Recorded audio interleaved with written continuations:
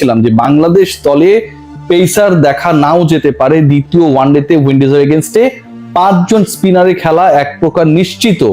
সেটার এক্সটেনশন আলোচনা করতে চাই। বাংলাদেশ আসলে একাদশে 11 জন কোন ক্রিকেটারকে কালকের ম্যাচে সিরিজ জয়ের জন্য যে মিশন সেই ম্যাচে নামাবে, এবং এই ম্যাচে বাংলাদেশ যদি জিতে যায় তাহলে 9 আর 10-এর যে ব্যবধান, 3 রেটিং পয়েন্টের যে ব্যবধান, 76-79 যে ব্যবধান বাংলাদেশ এবং উইন্ডিজের মধ্যে, সেই ব্যবধানও আরো অনেকাংশে কমে যাবে।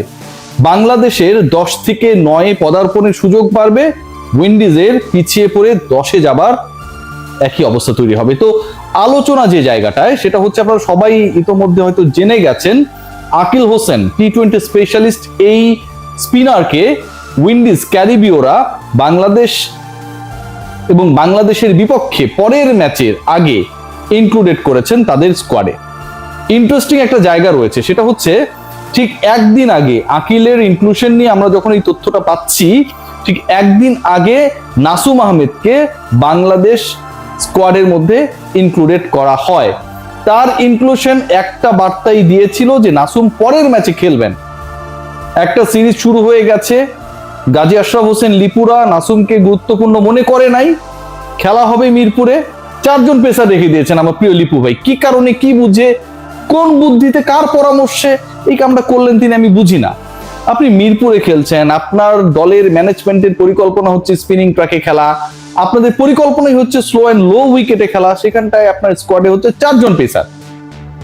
এই পরিকল্পনাটা করতে গিয়ে, এই ফালতু একটা প্ল্যান করতে গিয়ে, দল ঘোষণা করতে গিয়ে আসলে আপনার স্ট্রেংথের জায়গা যেখানটা স্পিন, সেই স্পিন ডিপার্টমেন্টকে গাজী আশরাফ হোসেন লিপুর প্যানেল আসলে কোনোভাবে ফিল করতেই পারে নাই। এবং ফিল করতে যখন তিনি পারলেন না, লিপু ফিল করতে না পারলেও ফিল করলেন ফিল সিমন্স, মেহেদী হাসান মিরাজ, তারা নাসুম আহমেদকে ইনক্লুড করলেন। এবং তারপরে সেই ফিলিং এতটাই ছড়িয়ে গেল, উইন্ডিজ যে ম্যানেজমেন্ট রয়েছেন, কন্টিনজেন্ট রয়েছে, তারা হচ্ছে তাজ স্পিনার আকিলকে, তার ইনক্লুশনকে গুরুত্বপূর্ণ মনে করলো before the other 2 matches. So পরের ম্যাচটা, আগামীকালের ম্যাচটা 11 আমি আলোচনায় আসছি, কতজন স্পিনার খেলবে সেটাও ডিসাইডেড হয়ে গেছে, আপনাদের সবই জানাবো। Is going to be a battle, spin versus spin. বাংলাদেশের স্পিনের সাথে উইন্ডিজের স্পিন। বাংলাদেশ স্পষ্ট এগিয়ে রয়েছে একটা জায়গায়, কোথায় সেটা হচ্ছে নাম্বার স্পিনার। বাংলাদেশের 11-এ যেভাবে কমফোর্ট জোনে থেকে আমরা ইনক্লুড করতে পেরেছি, লাস্ট কল হিসেবে নাসুমের ইনক্লুশন যেভাবে এনশিওর করতে পেরেছি, অতটুকু কমফোর্ট জোনে উইন্ডিজ নেই। প্রথমত দূরত্ব, দ্বিতীয়ত বাংলাদেশে এসে এখানকার কন্ডিশনের সাথে মানিয়ে নিয়ে খেলা কোনোটাই এত সহজ না। বাংলাদেশের 11-এ ওপেনিং এ আবার পরিবর্তন আসছে, আসলে কি আসছে? সৌম্য সরকার এক ম্যাচ খেলেই কি ড্রপ? আবারও কি তানজিদ তামিমের উপর ডিপেন্ড করবে টিম টাইগার্স? তানজিদ তামিম এবং সাইফ হাসান পরের ম্যাচে 11-এর ওপেনিং পার্টনারশিপ করবেন তারা দুজন। এখন পর্যন্ত যে খবর রয়েছে, Soumya Sarkar he will be given one more chance. আগামীকালের ম্যাচেও সৌম্য সরকার খেলবেন, আগামীকালের ম্যাচেও সৌম্য সরকার এবং সাইফ হাসান তারা মিলেই ওপেনিং পার্টনারশিপটা করবেন। ম্যানেজমেন্টের এক্সপেকটেশন সেটা হচ্ছে প্রথম 10 ওভারের মধ্যে উইকেট যত কম, ম্যাক্সিমাম 2 হারিয়ে মোটামুটি 50-60 রানস অ্যাড করা যায়, সৌম্য সরকার এবং সাইফ হাসান সেই কাজটাই করবেন। 3, 4, 5, 6, 7 এই যে এর পরের আমি 5টা স্পট নিয়ে কথা বললাম, সেই স্পটে আলোচনায় আসার আগে 5 জন স্পিনার খেলছে সেটা একটু আপনাদেরকে ক্লিয়ার করে দিই। দেখুন, সাইফ হাসান হিমসেলফ স্পিনার এবং কার্যকর স্পিনার, সেটা তিনি প্রমাণ করেছেন। বল হাতেও, বল ঘোরানোর ক্ষেত্রেও তার মুনশেনা রয়েছে। নাসুম আহমেদ খেলবে, একটু আগে আপনাদের আমরা বলেছি। রিশাদ হোসেন আগের ম্যাচে তিনি 6 মেরেছেন, 6 উইকেট পেয়েছেন। ডানহাতি কোন স্পিনারের এখন পর্যন্ত করা বেস্ট স্পেল। একই সাথে 6 উইকেট পাওয়া বাংলাদেশের ওয়ানডেতে প্রথম স্পিনার রিশাদ হোসেন। পুরো ম্যাচের মোড় ঘোরানোর ক্ষেত্রে ব্যাটিং এ, বোলিং এ রিশাদ তিনি একটা দারুণ ম্যাচ খেলেছেন, দারুণ ডে কাটিয়েছেন। 13 বলে 26 এবং 35 রানে 6 উইকেট। প্রথম 7 ওভারের মধ্যেই 5টা উইকেট নেয়া, ওই প্রথম 5টা উইকেটই আবার উইন্ডিজের টপ 5। সো রিশাদ থাকছেন। 3 জন স্পিনার কথা বললাম। তানভীরকে নিয়ে একটা আলোচনা রয়েছে, তানভীরকে কি ড্রপ করা হবে কি হবে না। আমি যতটুকু জানি, যতটুকু আমার সোর্সেস আমাকে কনফার্ম করেছে, Tanvir will also be included. তার মানে 2 জন বাঁহাতি অর্থোডক্স নিয়ে বাংলাদেশ নামবে। Nasum Ahmed very control, economical এবং ইফেক্টিভ, তার সাথে তানভীরও থাকবেন। দুজন বাঁহাতি অর্থোডক্স, তাদের সাথে থাকছেন, এই দুজনের সাথে থাকছেন রিশাদ হোসেন লেগি এবং সাইফ হাসান।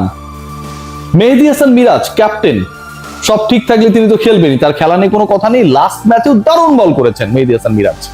সো মেহেদী হাসান মিরাজের আমার কাছে মনে হয় তার স্পিনটাকে যোগ করলে 5 জন স্পিনার হয়ে যায়। আপনি চাইলে নাজমুল শান্তকে ধরলে 6টা হতে পারে, আমি অত দূর যাচ্ছি না।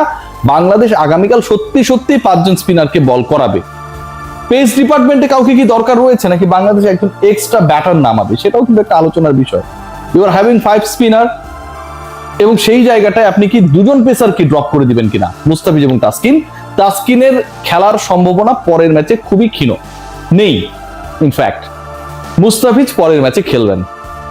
মুস্তাফিজুর রহমান লাস্ট ম্যাচে 2 উইকেট পেয়েছিলেন, গুরুত্বপূর্ণ সময়ে উইকেট পেয়েছিলেন। এবং মুস্তাফিজের সবচেয়ে ইম্পর্টেন্ট পার্ট যেটা, এই উইকেটে মানে পৃথিবীর যে কোনো পেসার কতটুকু ইফেক্টিভ হবে, সে ফাস্টেস্ট হতে পারে, সুইং করতে পারে, মুস্তাফিজের থেকে পৃথিবীর কোনো পেসার মিরপুরের এই ধান খেতে গম খেতে ইফেক্টিভ হতে পারবেন না। সো মুস্তাফিজুর রহমান এই উইকেটেরই ক্রিকেটার, এই উইকেটেরই ক্যারেক্টার। মুস্তাফিজুর রহমান থাকছেন, একজন পেসার নিয়ে বাংলাদেশ নামবে, সাথে 5 স্পিনার। ব্যাটিং লাইন আপে যদি বলি তাহলে মাহিদুল ইসলাম অঙ্কনের ব্যাটিং যে পজিশনটা সেটা 5এই থাকছে। আগের ম্যাচে 5-এ ব্যাট করেছিলেন এবং আমি ওই ম্যাচের আগেও কিন্তু আমি আপনাদেরকে প্রেডিকশনে বলেছিলাম যে মাহিদুল ইসলাম অঙ্কন মেহেদী হাসান মিরাজের ওই নাম্বার 5-এ ব্যাট করবেন। মেহেদী হাসান মিরাজ আপনারা সবাই জানেন নাম্বার 5-এ এর আগে সিরিজটা খেলেছিলেন এবং মেহেদী হাসান মিরাজে আমার ক্ষেত্রে মনে হয়েছে যে এটা একটা দারুণ ডিসিশন যে তিনি নিজে পিছিয়ে গিয়ে অঙ্কনকে চান্স করে দিলেন। অনেক ক্ষেত্রে আমার কাছে মনে হয় যে ক্যাপ্টেন একটু পেছনে থাকলে বাকিদের জন্য সেটা অনেকটা কনফিডেন্স ক্রিয়েট করে। সো মাহিদুল ইসলাম অঙ্কন ডেবিউ ম্যাচে অসাধারণ খেলেছেন, 40+ ইনিংস খেলেছেন। আর কিছুক্ষণ টিকে থাকলে হয়তো বাংলাদেশ স্কোরটাকে আরেকটু স্মার্টার করার ক্ষেত্রে তিনি রোল প্লে করতেন। নাম্বার 3 এলোমেলো করে আলোচনা করছি একটু ইন্টারেস্টিং করার জন্য। ওপেনিং নিয়ে বলেছি সৌম্য সরকার এবং সাইফ হাসান। নাম্বার 3 শান্ত, নাম্বার 4 তাওহিদ হৃদয়। সবশেষ যদি 5টা ম্যাচ আপনি দেখেন, তাওহিদ হৃদয় 3টা 50, লাস্ট ম্যাচেও তিনি 50 করেছেন। এখন স্ট্রাইক রেট নিয়ে অনেক আলোচনা হতে পারে, ওই সময় উইকেটও পড়ে গিয়েছিল। আমি হ্যাপি না, অন্তত আরো 5 স্ট্রাইক রেট বেটার হলে আমার কাছে ভালো লাগতো। 91 বলে 50+ ইনিংসটা আমার কাছে ভালো লাগে নাই। হৃদয় নিশ্চয়ই পরের ম্যাচে আরো ভালো ক্রিকেট খেলবেন। সবশেষ 6 ম্যাচে 4টা 50 হৃদয়। সো বাংলাদেশের এই মুহূর্তে ওয়ানডেতে কেউ যদি প্রপার ফর্মে থাকেন সেই ক্রিকেটারটা হচ্ছেন তাওহিদ হৃদয়। তাওহিদ হৃদয় নাম্বার 4। নাম্বার 5 একটু আগেই বলেছি মাহিদুল ইসলাম অঙ্কন। নাম্বার 6 মেহেদী হাসান মিরাজ এবং নাম্বার 7 নুরুল হাসান সোহান। আপনারা যদি একটু রিকল করে দেখেন যে 5টা উইকেট, প্রথম 5টা উইকেট উইন্ডিজের বাংলাদেশ পেয়েছিল, সেই 5টা উইকেট রিশাদ হোসেন পেয়েছিল, তার 3টাতেই নুরুল হাসান সোহানের দারুণ ইনভলভমেন্ট ছিল। থাকে না যে 3টা-4টা ক্যাচ ধরলো, 1-2টা ছেড়ে দিল, এরকম ঘটনা প্রচুর দেখেছি উইকেটের পেছনে যিনি থাকেন।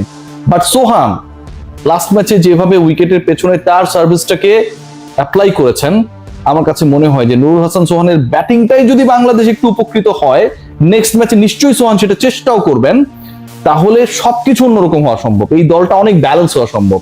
নাম্বার 7 নুরুল হাসান সোহান এবং পরের যে 4টা স্পট মুস্তাফিজ ছাড়া থাকবেন 3 জন spinner, Tanvir, Nasum, Rishad. So overall বাংলাদেশের যে টিম হতে যাচ্ছে পরের ম্যাচে, অবশ্যই সৌম্য সরকার থাকছেন, সাইফ হাসান থাকছেন, নাজমুল হোসেন শান্ত থাকছেন, তারপরে তাওহিদ হৃদয় 4টা হয়ে গেল। Number 5 Ankon, number 6 Miraz, number 7 Sohan, number 8 Rishad, number 9 Tanvir, number 10 Nasum, and the 11 of the 11 is Mustafizur Rahman. Let's see what happens. Tomorrow is going to be a big fight, spin versus spin.